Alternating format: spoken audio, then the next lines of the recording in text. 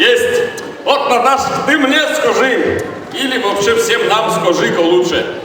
Громко скажи вот мне по-честному, кто завоевал приз зрительских симпатий, завоевала ведь Маруся Зараева, ведь так ведь было-то, да? Да, правильно говорю? Вот это я помню. А вот песня как называлась? Песня называлась... Птеродактиль. Не. Песня, как называлась песня-то? А я вам не скажу, а покажу. Угадывайте. А ты тоже мне. Заяц! Нет, тушканчик.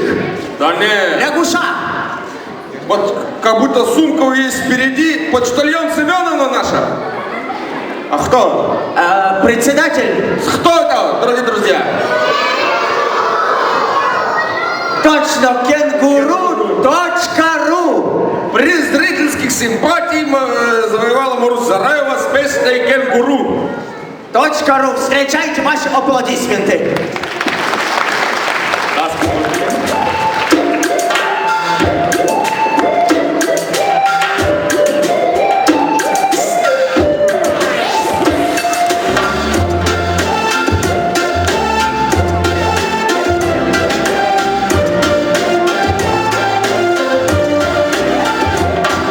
Все перемешалось в доме нашем, попугай кормим манной кашей. Теперь за сутка ко мне щенок, и утро по-дружески носок.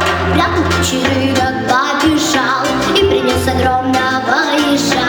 Но недолго думал старый кот и пощекотал ежу живот.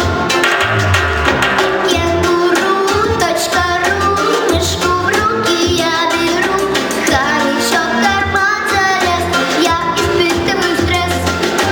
Захожу в интернет, шлю Австралию привет, дорогая кенгуру, жди приеду .ру. Не квартира, а вот я, к нам пришел миссионер. Папа в руки взял свисток, все испытывают шок. Звери все снуют, только кролики жуют, а над ухом громко гар. Нет, это не дом, а зоопарк. Кенгуру.ру, мышку в руки я беру, хорошо в карман залез, я испытываю стресс. Захожу в интернет, шлю Австралию привет, дорогая кенгуру, жди приеду .ру.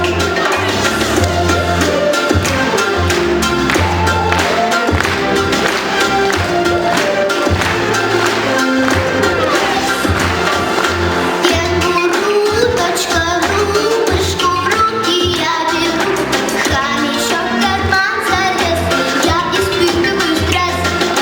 Захожу в интернет, шлю в Австралию привет, дорогая кенгуру, жди приеду .ру.